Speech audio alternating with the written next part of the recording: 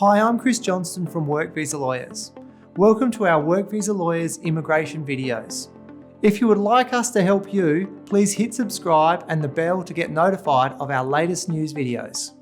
In this video, I'll be talking about the expression of interest points test calculations for Australia. There are several different points test-based visas in Australia. This points test-based visa is for the General Skilled Migration Program for the 189, the 190 and the 491 visas. Applicants must meet some prerequisites for those points-based skilled visas. These include a positive skills assessment for a relevant occupation on a relevant list, and a minimum of competent English, which is 6 in the IELTS or 50 in the PTE, or be from an eligible country here on the screen. The expression of interest points test is compulsory for skilled visas in Australia, such as the 189, the 190 and the 491 visa. So how do you calculate the points test correctly? Let's talk more about it. Today I'll give you a case scenario for your reference. A 190 or a 491 visa often only requires a minimum of 65 points. But there are more criteria, such as studying or working in a regional area or having a certain amount of experience. For a 189 visa or a family-sponsored 491, it is usually dependent on the Department of Home Affairs. It is usually indicated in their Skill Select invitation round every quarter. Historically, points can be up to 100 or even 105 to get an invitation for a 189 visa. But more recently, we've seen many invitations for a 189 at 65 to 75 points. There are many factors to be considered in relation to points: age, English language requirements, skilled employment experience, qualification, Australian study requirement, specialist education qualification, credential community language, regional study, partner skills and points, professional year in Australia, and nomination. We'll explain each one for your reference. Nomination. It's important to know which visa you're applying for. If it's a 189 visa, you will not receive any points and you will not need a nomination. For a 190, you get 5 points for nomination from a state or territory. For a 491, you'll get 15 points for nomination from a state or territory or an eligible relative. Age. This is your age at the time of invitation to apply for the skilled visa. You will get at least 15 points to a maximum of 30 points for age if you're from 18 to 24 at the time of invitation. If you're 25 to 32 years old, you'll get 30 points. If you're 33 to 39, you'll receive 25 points. You'll only get 15 points if you're 40 to 44 years old. If you're the age of 45 or older, you're not eligible. English requirements. You are required to meet a minimum level of competence for English. Competent English is IELTS 6 or equivalent in PTE, which is 50. There are no points given to someone with competent English. There are 2 higher levels of English which do give you points. Proficient English, where applicants reach all 7s in the IELTS or 65 in the PTE, will be given 10 points. Superior English is where applicants reach all 8s in the IELTS or all 79 in the PTE, and they will be given 20 points.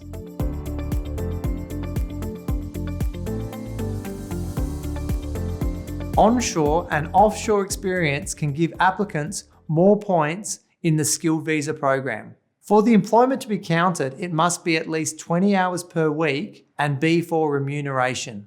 Be careful to only claim points for employment closely related to your occupation in the same ANSCO unit group.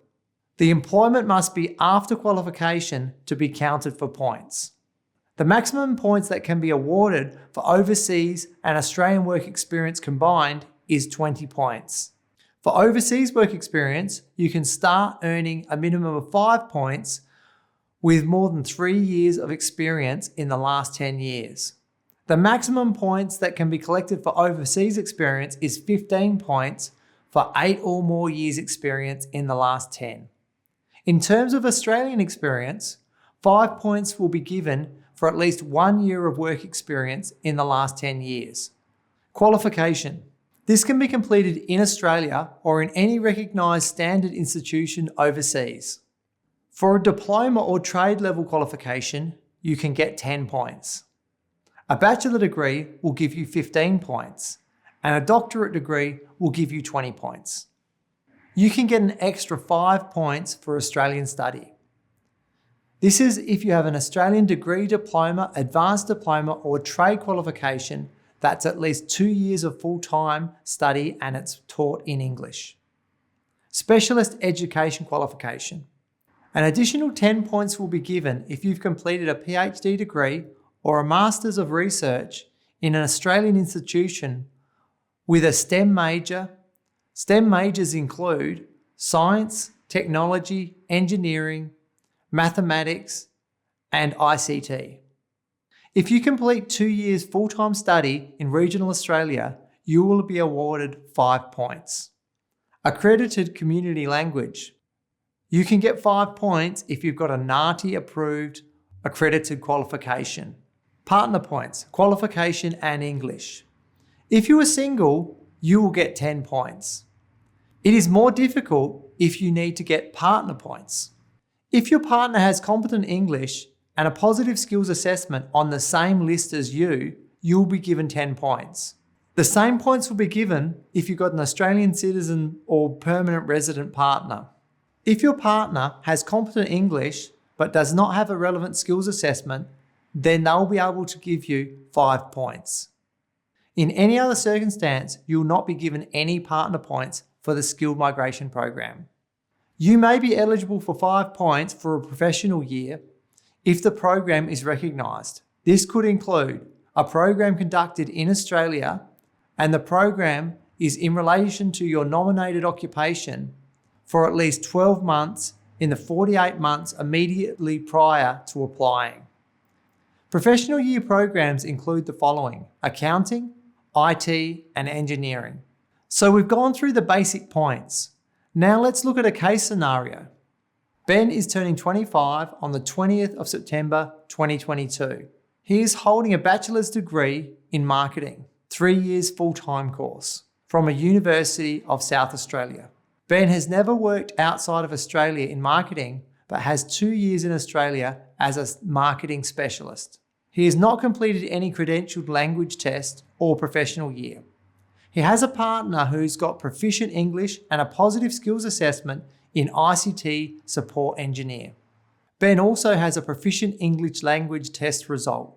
So how many points does Ben have if he lodges an expression of interest now for a 190 or a 491? Firstly, 30 points for age because he's just turned 25 years old. He has proficient English, so he gets 10 points for that.